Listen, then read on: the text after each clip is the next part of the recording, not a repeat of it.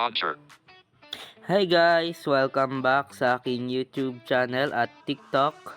Ayan. So, ngayon, meron tayong isang maikling tutorial lang kung paano i-reset ang ating PIN sa Messenger. Ayan. So, take note lang guys, magagawa nyo lang to kapag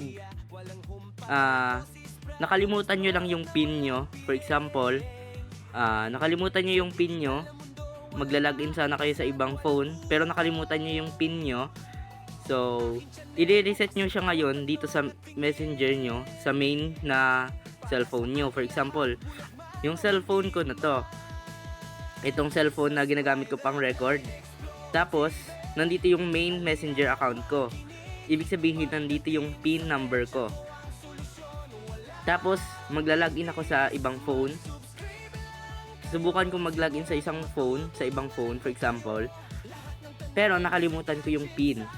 So, ang gagawin ko ngayon, i-reset ko dito sa cellphone ko na ginagamit ko pang record. Tapos, doon ko na ilalagay sa kabilang phone. So, kapag na-reset ko na yung PIN number dito sa Messenger, dito sa phone ko, tsaka na ako magla-login sa ibang phone. So, parang ganun lang siya guys. Ganun lang siya gumagana.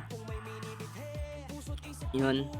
So, ito yung advisable din, bago kayo mag-backup ng, bago pala kayo magpalit ng phone, kailangan i-backup nyo muna yung Messenger nyo, yung mga yung PIN number nyo. Ayan, for example, nakalimutan nyo, i-reset nyo na lang. So, ayun. Bago pala tayo guys magsimula, huwag nyo kalimutan mag-like, share, and subscribe sa aking YouTube channel. At paki-follow na rin ang aking TikTok account. Ayan. So, una, punta tayo sa Messenger. TikTok, Facebook, Messenger as one notifications. Ayan, Application Messenger. icon. Chats. Messenger. At Menu hanapin tab. natin Tab. dito yung menu. Pwede naman tayong Chats. Tab. swipe or Chats. Tab 1. explore by touch na lang. Wi-Fi signal full. Menu tab. Chats. Tab 1 of chat. Menu tab. Story menu tab. 58 new updates. Tab 3 of 3. So, ito yung menu. Double tap nyo lang yan. Back. Button. Create an AI. 2 of chat with AI archive. Messenger communities. At 1 of 3 hanapin nyo settings. dito ang 1 of 1 button. settings. Hanapin nyo lang dito ang settings. At i-double tap. Messenger. Ngayon, mag-swipe up lang tayo. Yan. Swipe up with 2 fingers. At hanapin natin dito ang privacy and safety. Accessibility button. Privacy and safety button. Back. Privacy and protect your account. See how to keep your account safe and just a few. Start by safety and reported chats below. Hidden contacts. High security. App lock end-to-end and safe browsing end-to-end. At hanapin nyo dito ang end-to-end encrypted chats. Double tap lang natin yan.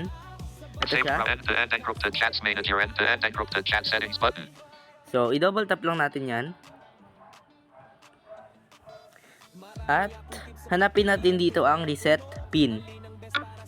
Back. But end-to-end message store security. What you see in preview. See previews of Facebook. Back. Button. End-to-end message storage manage. How you store and access Ay, your hindi. chat history. Ito pala muna. Secure message storage manage. How you store and access your chat history. Ayan, message storage. So, double tap din natin yan. Messenger. Back. Button. Message your end to learn more link. Chat last backdate create. You can learn more how you sync your save key in Google Drive off switch. Reset pin button. So, makikita natin dito yung reset PIN. So, double tap lang natin yan. More options. Reset pin button. Messenger. Text box. Text box. Text box. Text box. Back. Create your pin. Make it memorable. You will need it when you switch to a new device.